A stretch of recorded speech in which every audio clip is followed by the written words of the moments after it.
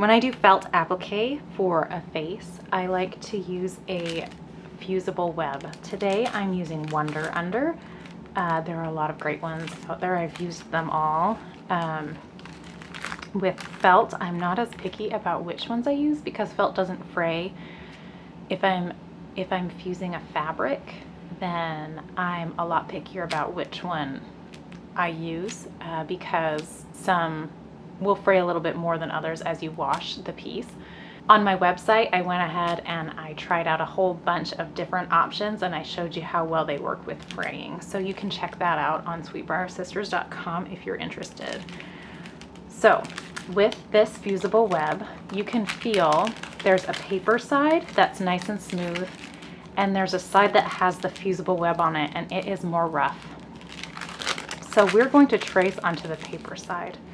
You're going to take your pattern, today I'm doing a little cat face, and you're going to place it under the paper and you're just going to trace it with a pencil.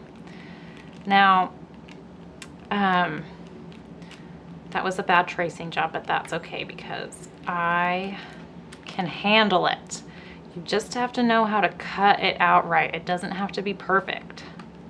Plus, everything on toys, everything that's not perfect, it just adds a little bit of personality. So I just always think it's just fine if it's not perfect. When you trace these, you actually want to trace them in reverse of what your final product will be.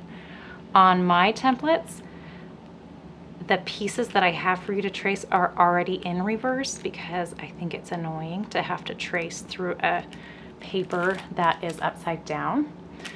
But sometimes if you're working with other patterns, you will need to either print it in reverse, copy it in reverse, or you can just put it upside down, trace it that way. Obviously you can't see through just if you're working on a table, but if you put it up to the light of a window, you'd be able to see it through. So I've got my cat face all traced on there. Now, here's the thing. I just decided I think I want the nose to be pink. So what I'm gonna do is I'm gonna just trace another nose over here. And we'll put this nose on the pink felt. So I'm gonna cut these out. Cut out, this is gonna be white. This is for my pink felt right here. Okay. So now I've got my felt here, and you want to have, if you're working with something that has a right side and a wrong side, you're going to want to have the wrong side facing up right now. It's hard to tell because this doesn't have a right or wrong, but if you had something, you know, maybe it had a design on one side, you would want the design down because this is we're working on the wrong side of the fabric right now. So you're gonna put this on here. Now you can have a little bit of this Wonder Under hanging off, but it's gonna get gummy stuff on your ironing board. So I would either trim it or I would put it, I would place it in a way so it wasn't hanging off so you don't get all gummed up. All right, so I've placed my pieces there. I'm just going to iron them down. All right, and now you want to make sure that it's cool to the touch so you don't burn your hands. And before you peel off the fabric, you are going to cut along these traced lines. And you're just going to go through and you're going to cut out all of your pieces. This would be a lot easier if I was using smaller scissors. I'm being lazy and I'm using these humongous shears because my little embroidery scissors are upstairs. I've got my piece of fabric that I'm going to be fusing the applique pieces on, and I've already gone through, so on the pattern piece it shows the placement of these applique pieces, so you could see you could fit them right over each of these spots, and I've already traced the placement guide on here onto my fabric with this white pencil. So what I'm going to do is I'm going to take each of these pieces, and they have this little piece of paper on them still that you need to take off.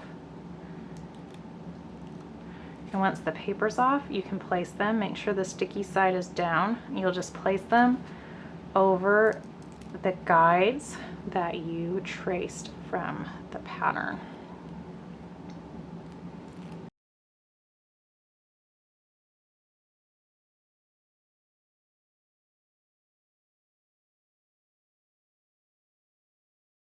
Okay, I've got all of my pieces placed. Now, because I was cutting with personality, none of my pieces are exact, and I want to go make sure that I have them placed just the way that they look the cutest. So you might want to go through and just kind of, I mean, this one's a little thicker on one side than it is the other, and I think I want the thin side shape facing that way, or just to place it exactly how you want it, because once we fuse it down, it's going to be permanently fused. So I have it exactly the way I want it. I'm going to take my iron and I am going to press down, and I am not moving my iron, I'm just pressing. I'm going to let those pieces get heated up, and then I'm going to lift my iron, let it cool a little bit. If you move them before it's cool, then the glue will still be tacky. It's kind of like a hot glue gun. All right, now that it's cooling, I can see that everything is nice and in place. So you can go like this, it's not going to fall off. Now we can take this over to our sewing machine and we can sew it, and it's going to stay exactly where we want it.